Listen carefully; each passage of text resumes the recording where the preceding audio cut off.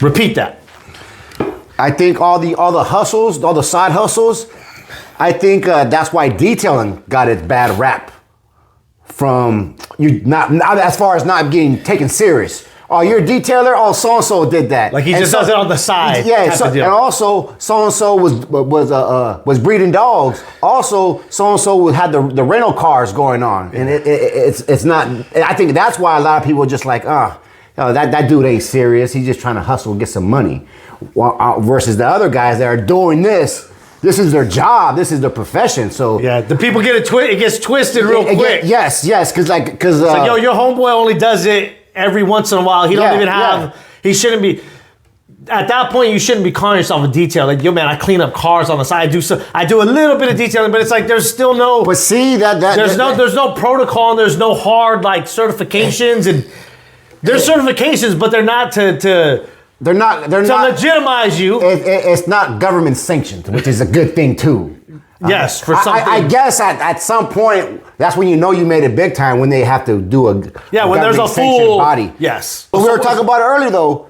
That sucks. You can't call yourself a detailer because if you're cleaning a car, you're detailing. Yeah. Technically, yes. You're always going to have these back and forth discussions whether or not you're legit. And you're legit, you're doing it as a side hustle, you're professional. You're still doing it. Yeah. You're doing it. If you're doing it, you're doing it. Like a painter. Yeah. Like an artist. Yeah. I'm a graffiti artist. You might not be good. You may have just started. Somebody else may have some type of training, like, classical art background. And they start out and they may technically be better than you in certain things, but it's all expression. Like dancing. You got people that just do the street dancing. They never went to no formal training. But I'm glad you brought that up because that's one of those areas where, so say the street dancers, it's hard sometimes for those street dancers who don't have the classically trained background to go into certain types of choreography because they're not trained. They don't understand that. Like certain musicians, it's difficult for them to do certain things like if you want to conduct an orchestra, you're probably going to need to know how to read music. Is it possible to do it without reading music? I'm sure it is, but there's certain things Kelly couldn't read. Yeah, exactly. Or Kelly could not read. For instance, you're gonna tell me he's not a musician? Yes, and there's a lot of producers and stuff who don't play instruments, but they're still good at it. But for the majority of people, say for instance, the dancer trying to go from street dancing to really complex choreography that's ballet or something. Right. That's going to be a little bit of an adjustment. It's like street ball and NBA. You got the rules, you have the things that you have to go by. You can't be traveling, you got to be in a certain dress code. There's certain rules that you just can't do. Travel. As far as on the other side, you have the creativity, you have a whole different set of pros and cons, but it can still be a good contribution to whatever it is going into. But it's a lot harder for some of these street cats that have this raw talent to get into a structured program is what I'm trying to say. So say if you're one of these street cats that's just doing detailing on the side, but now you're trying to make it a business. That's like the street dancer going into the ballet. It's a little bit different. And that's when you kind of see who's ready to make it or not. And what always happens when shit starts to fail, what's the first thing those type of cats do? They're going to go pick up another hustle. Well, because this is a hustle for them, right? Well, and some people are professional hustlers and they know how to move not waste any time or any more money. Like they're great at being hustlers. And I know what detailers out there. I follow a few that are just straight hustlers. During certain times of the year, they're selling certain things. They might have an iPad up for sale one day, some Jordans the next day. Who knows what the following day? So it could be Jamba Juice gift cards. There's always a hustle that's there to be made, and that does hurt the industry because a lot of people just associate detailing with that. But we got some hustles on here that Sal. We weren't going to make a video. We were just having a discussion. I said, let's turn this thing on because Sal got some very good ones, man. I just popped in my head, but because I heard a couple guys that I know, they tried it collecting pallets. That doesn't seem like that. No, that just seems terrible. Because you drive around like, man, this should be pretty easy. I see pallets everywhere. You know who I always see do those? Like the Filipinos. The real immigrant. I see the Filipinos, and they always got the little Toyota. They got the little Toyota, yeah, with the plywood on the side, and they're just stacking it. I see. They got the old little Toyota. I see my man didn't have the plywood. He just had that. I don't know how he got them up there. They stacked them shits high, bro. They used to come behind the restaurant and behind like the grocery store and just stack them shits. Like, man, they'd come like 3 times a week. They'd have to. But they would figure out a way to take every single one. It would hurt them if they had to leave a pallet behind. So that's what I think.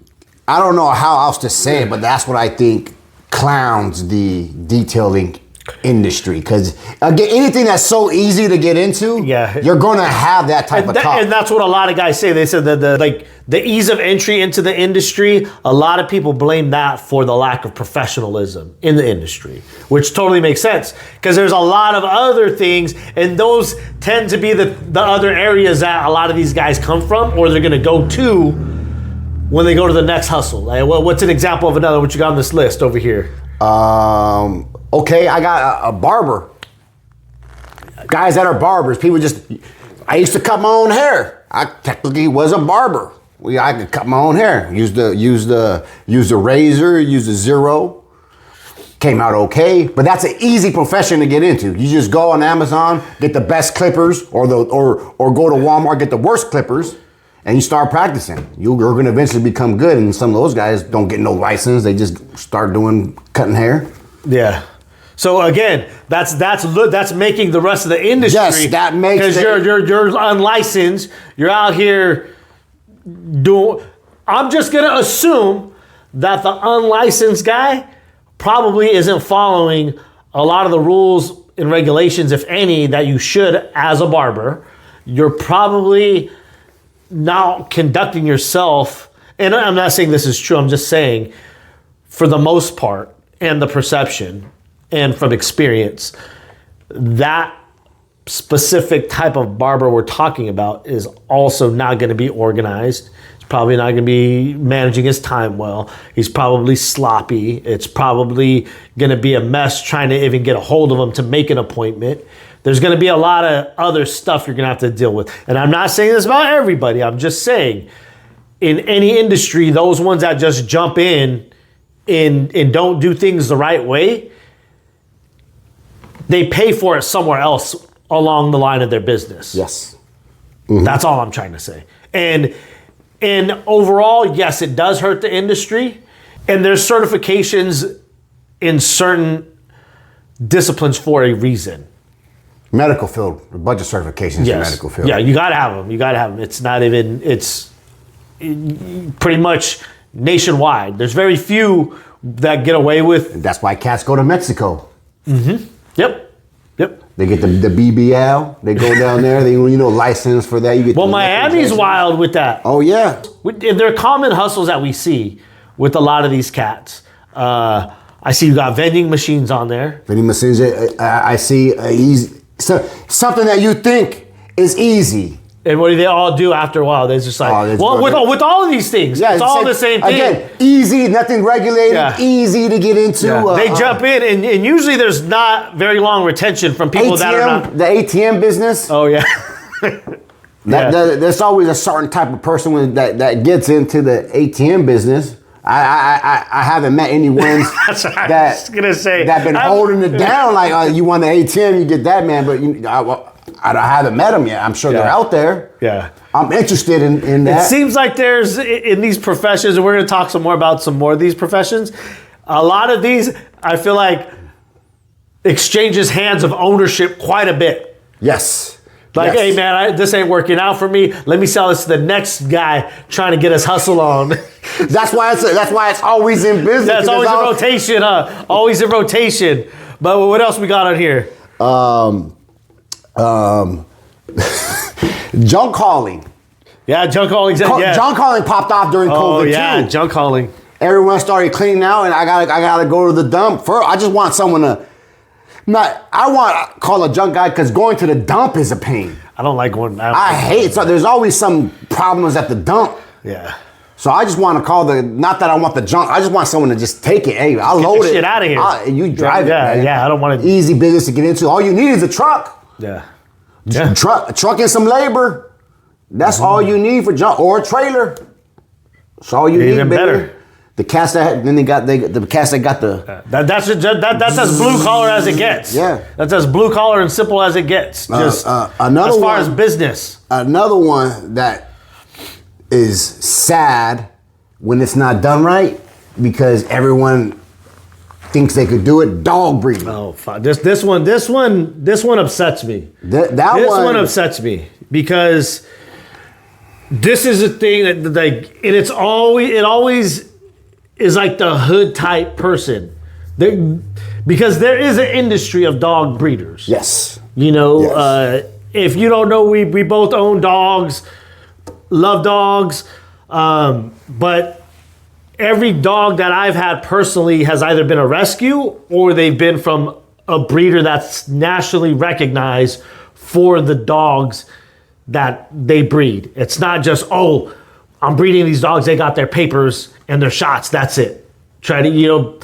People do things unethically with that. Now you're messing with life. That's a whole nother part of it, but unfortunately, it's one of those sad hustles that people jump into.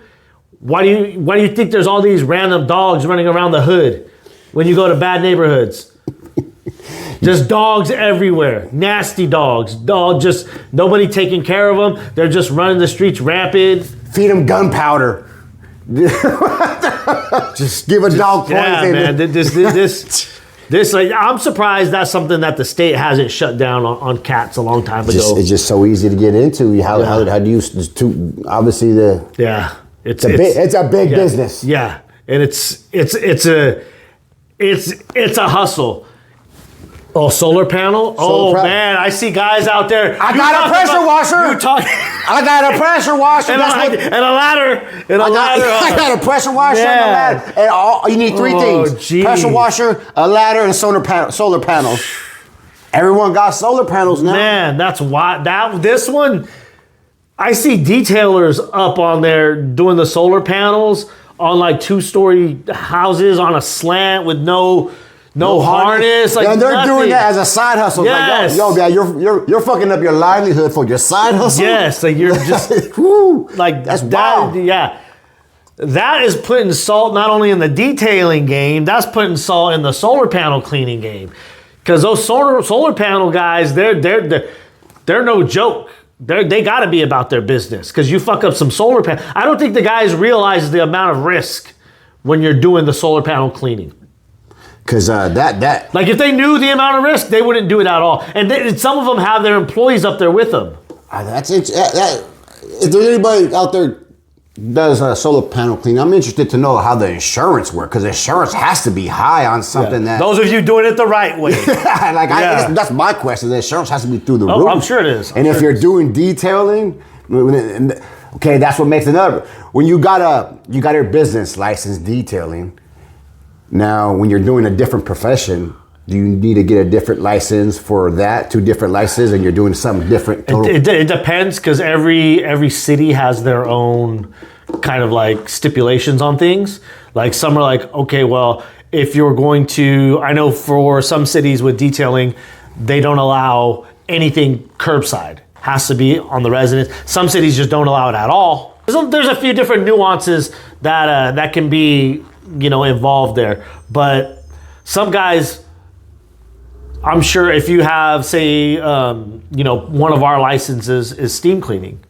So no matter what we're steam cleaning, if it's steam cleaning, it's residential and commercial steam cleaning. So that pretty much covers everything because we could steam clean a car if we had to steam clean a car. Mm-hmm. And that's our primary way of cleaning, period. So it doesn't fall under the category of car detailing. But if somebody wanted us to clean out, their kitchen, like a commercial kitchen. We can do that because we have a license for steam cleaning. We're compliant with all the rules and regulations, chemistry use of the state of California. Then there's other things if you're operating like a BBP, like the bloodborne pathogens certifications. Hazmat cleanup guys? Yeah, hazmat cleanup guys. So that's an interesting business too that I got questions on. Very interesting. So there's a whole bunch of different things but there's certain things that you can't say, oh, I'm a detailer, so I'm a roofer too. No, like that's not. I guess we could just call it what businesses took off during COVID. Kind of put all these things in, got mainstream almost. Well, let's get back to the list. All right, so people have more of an idea of t-shirt business. Printing t-shirts, sweaters, logos. That one just screams to me like my last job wasn't working out. I got a t-shirt business now. It's different if you're printing your own merchandise, like for your business. Those guys just end up doing it because they start to see the cost and the overhead and the profit margin. Right. So they're like, fuck this, I can do this on my own. That's a different story because they're not getting into the t-shirt business. They're just making merchandise for their business. Well, probably maybe the t-shirt guys will say they're putting salt in the game. Don't disrespect the real professional. They're probably saying. But I think I know what you mean. But I think retail also not retail, but I think apparel. There's so many different levels of apparel, like where you're not even trying to compete with one another. There's so many different categories and so many grades of quality. If you get a free shirt somewhere, it's not gonna be like a shirt that you buy, a blank shirt from it could be just like a clean white shirt from Diesel or something. It's gonna be two completely, blends from two completely different countries with different stitch, handmade. Cats haven't figured that out yet. Comb cotton. Wonder why their merch don't sell. Yeah. So, but yeah. So there's the t-shirt printing. I see a lot of guys. And man, if you just Google like t-shirt printing, everything is how to buy the cheapest blanks because everybody's trying to do it the cheapest and sell it for the most. Hey, dude, that's another business that there's problems with if you try and go and get service from them. The people. That's always problematic. Yes, that's probably been the biggest. Because you said the barbers always have issues. Uh-huh. The t-shirt printing guys, geez, I can't tell you how many I've gone through. Just the sheer lack of communication made me say, fuck this. I'm just going to learn how to do this shit on my own. I'm just going to make my own merchandise. I'm just going to make my own. It pushed me to that point where I just said, I'm going to start doing everything from scratch by myself. And that's what we did a few years back. Like I said, forget this. And our merch is way better now. The merch we sell is different, but the merch for us, the custom stuff, that's, I'm happy with that now. Before it was always questionable. What else we got? Another big thing during COVID, all the restaurants were shut down. Food trucks. Oh yeah, man. Food trucks easy to get into. Again, all you need is a truck or trailer. Yeah. Got yourself a restaurant. You're mobile. You move around, and almost everybody has worked in a restaurant. So it's not hard to. Well, if you're doing simple stuff. And the perception with restaurants and the food, if you're a good cook, you'll be a good restaurant owner. But what do people? Oh, you should open a restaurant. Open a restaurant. Like, no, you shouldn't. No, you shouldn't. Please don't do that. Don't do that to yourself. It's such a difficult business. Like extremely difficult. Extremely. You want to talk operations? You were just lost in general when they come to product. At least chemicals, you got some time. Restaurant, a whole nother animal, man. That's regulated. Whole nother animal. By about 5-6 different departments. That is ridiculous. So the food trucks and what did we see with a lot of the quality too around that time with all these food trucks? There's so many. They're all making the same things. People used to get excited when they would have like the food truck areas, like they would go and tour around. And there's still some that do it really good, but the ones at the very beginning were really good. They were really, really good. But now, and you know who was big on Portland was really big on food trucks. Like they have a few food truck parks and stuff where they got them in Brooklyn, they got them in big cities and stuff too. But Portland's really, really big on that. So those kind of the people that did it back in the day in the forefront. It's no longer that quality. There is still some, but it's not the same level. I'm gonna throw food trucks in there with barbershops. The pricing has gotten wild on these food trucks. Yeah. And because the market's so saturated. Jesus Christ. They got different food, a different type of food at food trucks, so I'll be craving them. Yeah. However, I got to pay more expensive prices than an actual sit-down restaurant. Like now I'm contemplating, like, I'd rather go to the restaurant and sit down and eat. And I still got to eat this. Well, when you're not these cheap-ass napkins. Well, when you're not getting as much business in the restaurants, what's your other solution for compensating that missed income if you slow down? No, you have to raise your price. Oh. You got to raise the price. Like because if you don't raise your price, you're losing even more, because if you're sitting on food that got to be tossed, if you're paying for labor, you already got salaries on there. If you have an alcohol license, if you have reoccurring costs that are just hitting you and you're not making zero money, you got to try to compensate that in some type of way. So sometimes that's like, okay, well, if I raise my prices $5, I'll be back to being in the black. I'm not going to be in the red anymore. Make sense? Yeah. So sometimes that's people's kind of last fighting way of. It's not a good solution. It definitely wouldn't be my first primary solution, but people can do it some places. You have to be really good, but if you're really good, you wouldn't have that issue to begin with. And then if your location, people do it a lot for location. To counter the location costs, they're gonna hack up the price like crazy, but it's because of the location. If you're on Pier 39, you're paying for ridiculous rent. It's probably 5 times what it is, in the rest of the city. So obviously you got to compensate for that somehow. What's the easiest way? Raise your prices. That's the easiest way. So that's a lot with restaurants, but people do that at a very low level also. So these food trucks may not be as busy. They may be cutting down on the food that they give you, and the food might be mediocre, but they're charging you this high price. It's in any industry. Same thing with detailers. Detailers do it when they're not busy. They say, okay, well, I gotta raise my prices because I'm only doing 2 details a month. I was doing 6. It's a fast way to go out of business. Yes, it's because they haven't earned the reputation and the rapport and they haven't developed into they're trying to raise their price to make up for their inadequacies, and they're trying to charge without, like when people say stuff like, well, I have to charge you more because I'm using the best products. You should be using the best product. Exactly. So when that happens, like, hold on, Playboy. So you're gonna raise your prices because you can't cover rent. The reason why you raise your prices is because you're not getting traffic in to begin with. What makes you think raising your prices is gonna do? Yeah. And now they're really not coming. And there's nothing wrong with raising your prices, no matter what the situation is, if you're good and people are gonna value that. The problem is, no one's gonna value, like when people ask us, just like your barber said, the first thing they ask, well, how much do you guys charge? Yeah. And then as soon as we say it, what's their next response? What do they always say? Oh, I gotta raise my price. No, you don't. No, you do not. You're not doing what some of us out here that are charging this price for is doing. So all that's gonna do is make you look sad, make you look bad. Your work is not to the value of that dollar price. Now people feel ripped off. When people feel ripped off, they go other places.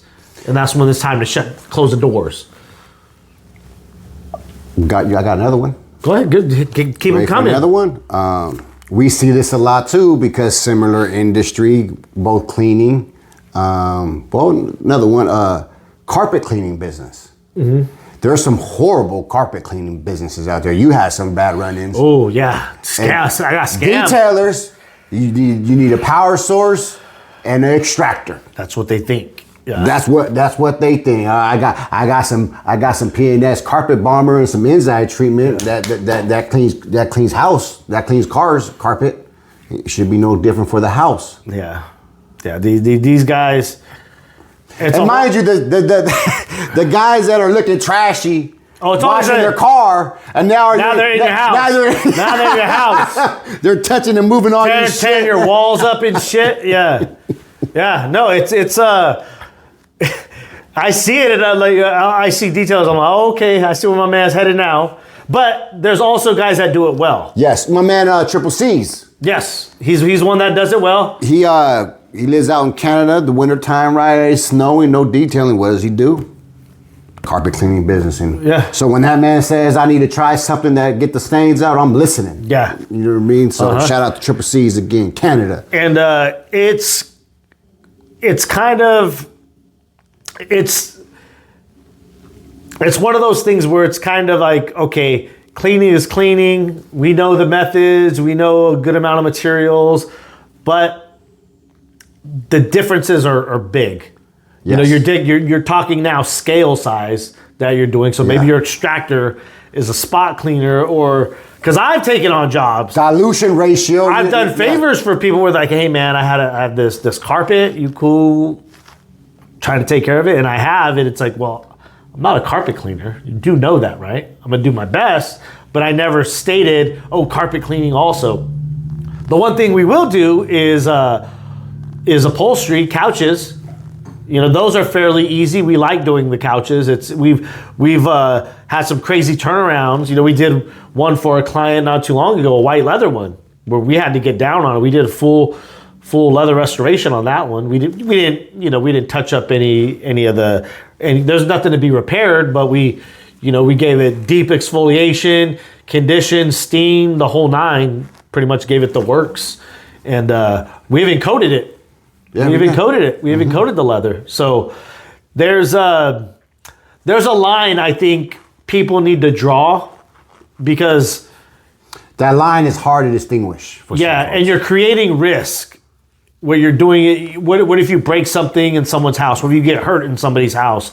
What if now you're dealing with, what if a pet walks by and spills your chemical all over the floor, or a kid gets into your stuff, or who knows, anything could happen. But pretty much you're putting yourself at risk for other type of liabilities. If you're gonna do that, do it right. There's guys that do it right. There's a guy that I'm gonna call in a couple months to do my shag rug. He's gonna come out and clean it. He's a detailer, but he does detailing and then he does rugs, like large rugs. He has a whole setup to where he gets it off, does a squeegee. He does this thing nice. So, and he's local. So there are guys out there doing that good. But I think the guys that try to do it on the side, like, oh, I had a customer ask me if I could do this. Because we've all had clients that'll ask you, hey, do you do so-and-sos? Yeah, we could try. I'm always like, yeah, sure, we can try. We've done quite a few things, but there's certain things I won't mess with, and one of those is going to be,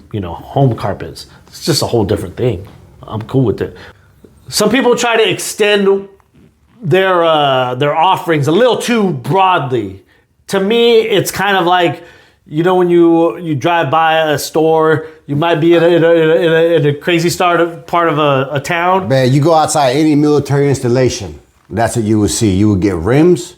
You would get speakers, you get Gucci bags, you'll get couches, all and one you get stop jewelry, shop? all under the same umbrella. Yeah, see, there's, when I see the Chinese food donuts in hamburgers joints, I'm cool. Like, nah, that ain't it. That ain't it.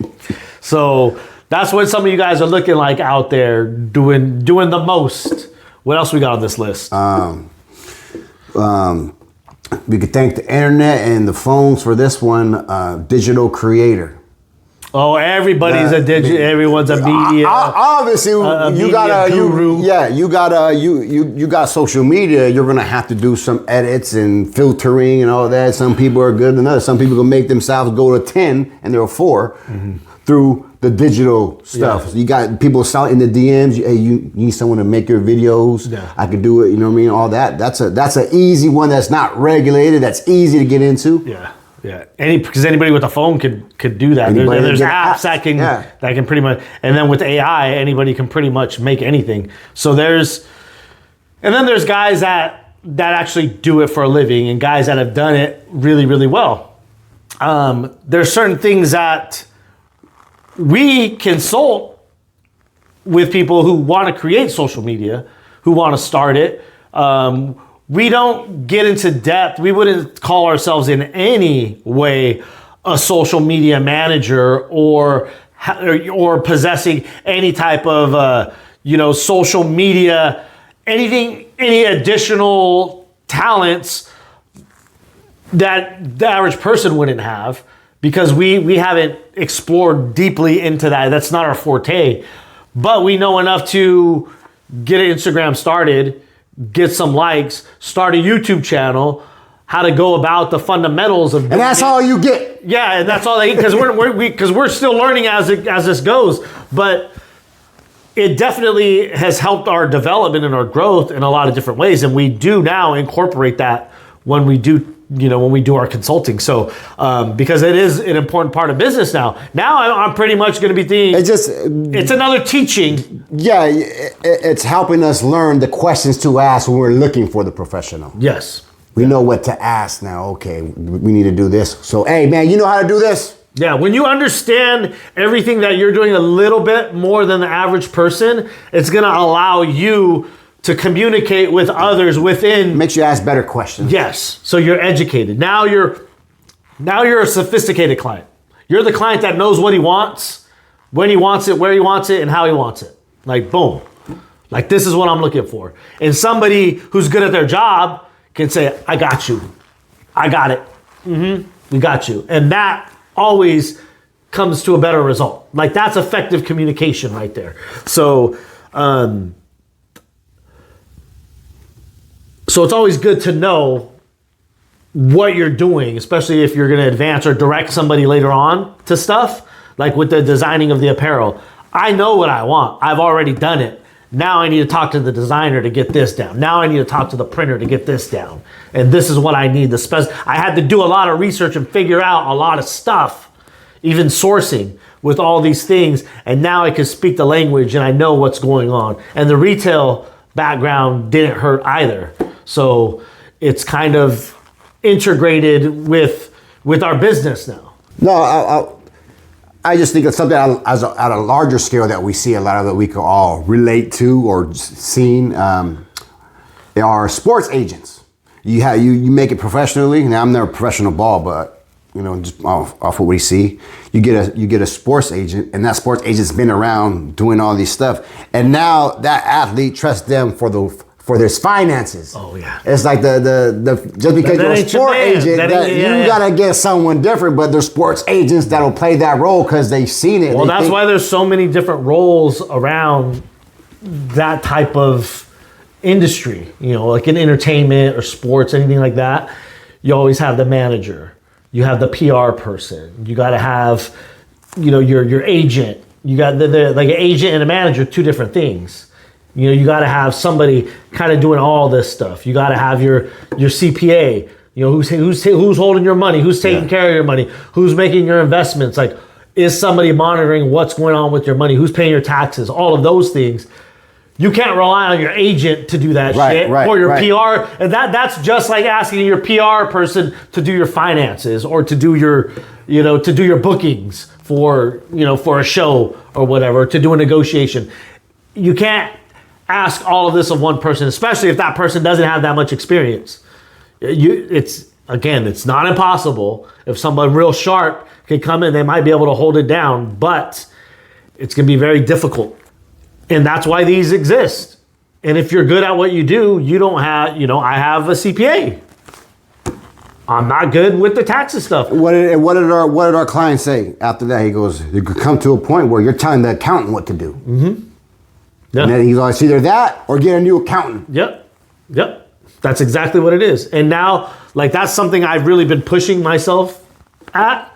And that's something that's, I feel like, is one of like the last pieces of the puzzles that I'm insecure about, is not the finances, but the taxes.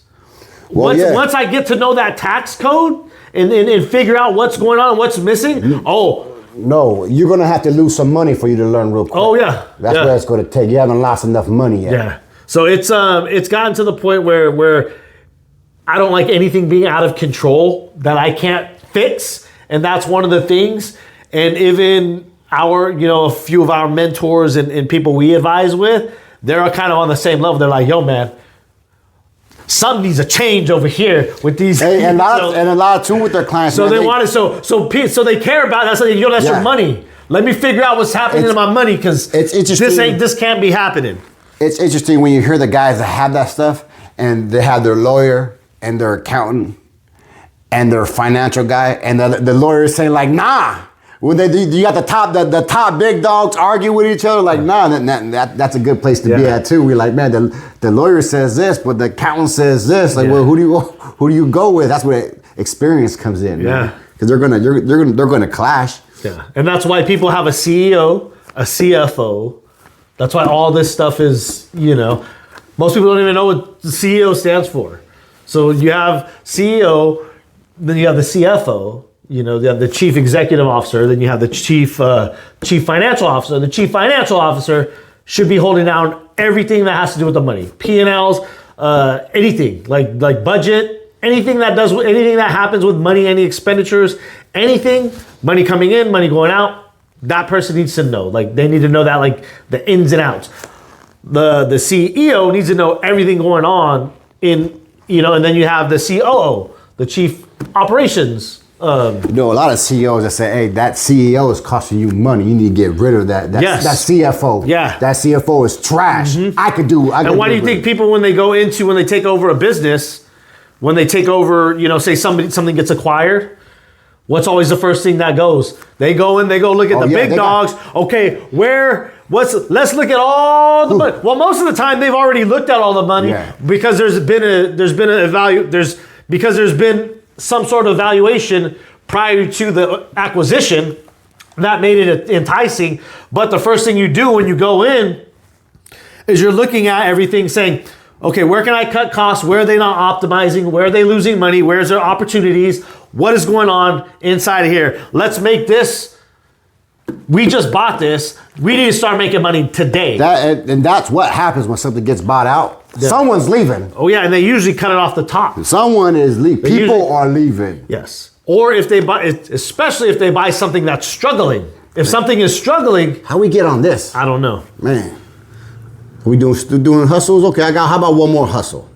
Let's do one more. Well, let's go through real quick, and then we can see what comes. Yeah. Vending machines, ATM, dog breeding, solar panel washing, carpet cleaning, junk hauling.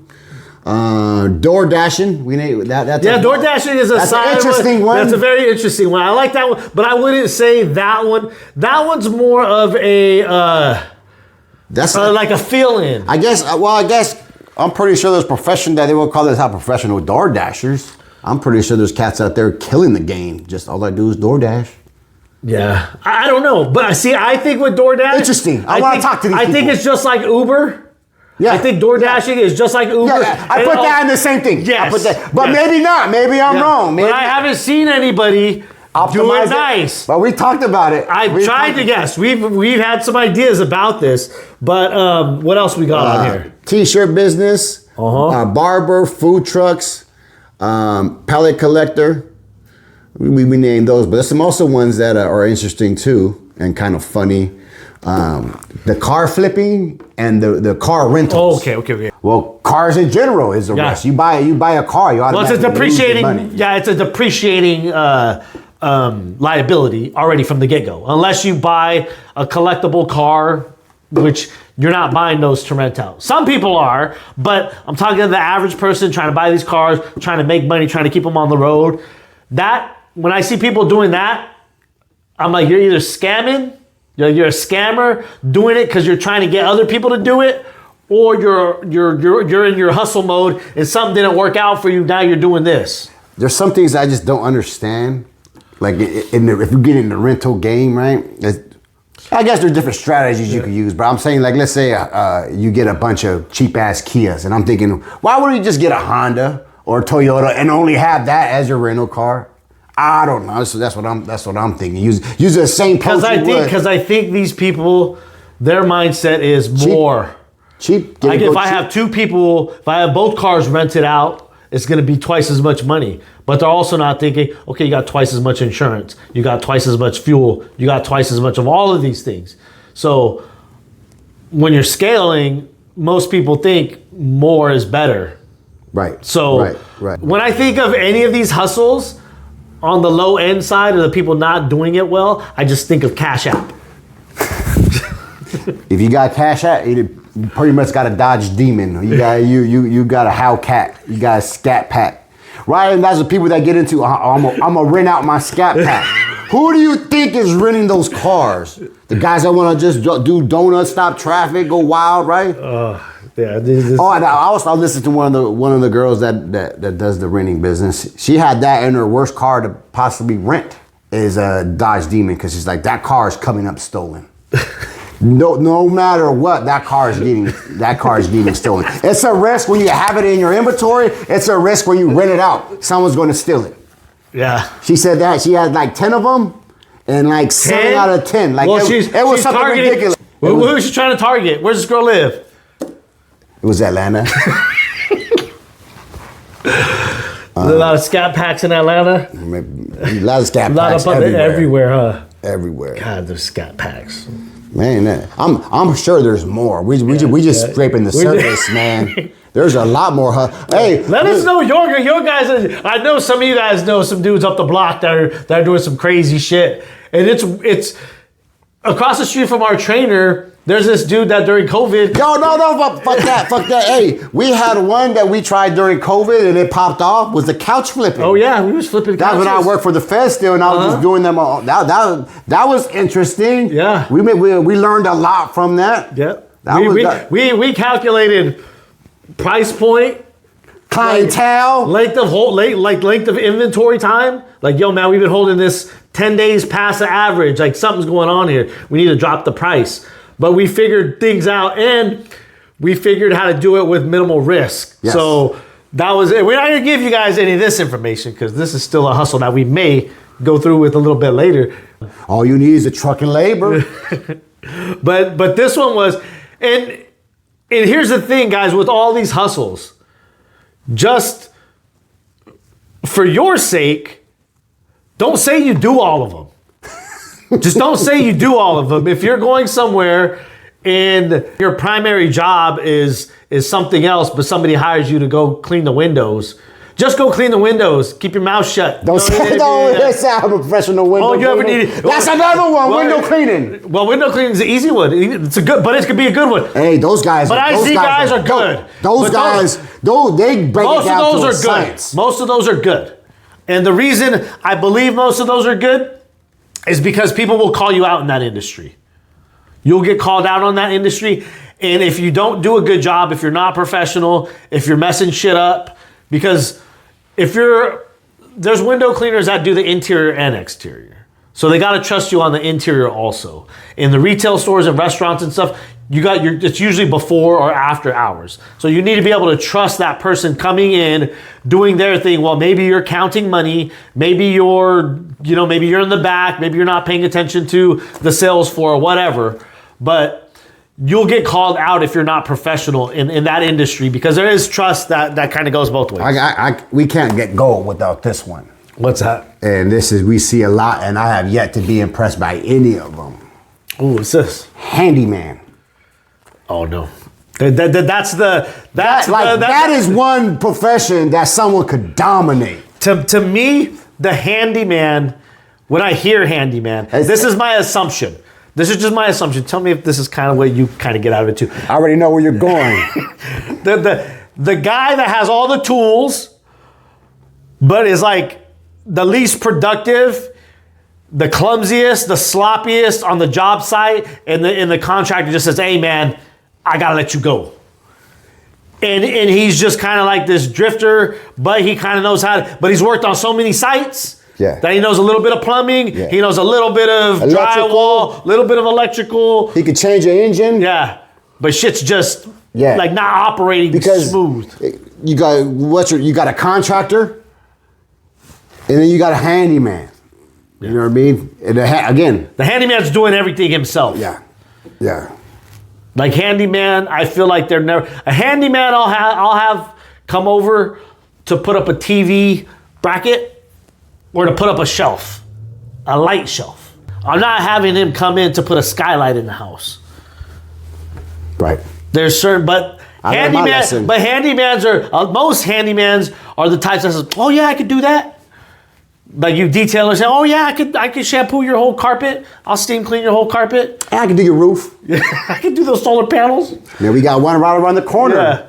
That could, I will say, consider himself a handyman, doing the whole outside of the house. Oh, he's been working on that house for a while. He's been working in that house during the hot summer, 110 degrees. Now he's out there in the cold, in the cold, the rain. My man's out there in the rain. My man's getting down from Yeah, afar. it looks good. We ain't getting no closer. But if that's a job he bidded for, though, he lost money a long time ago. This is the last job he's doing. He ain't do no bidding. No. He owed him some money. He's been there. It's been almost a year. My man bailed him out of jail or something. something. He owed him like Noriega. He owed him 100 favors. Yo, man, you been. Well, that's another one. That's another one. Rapping? Oh, and he does a little rapping. He's in the lab. We'll catch you guys on the next one.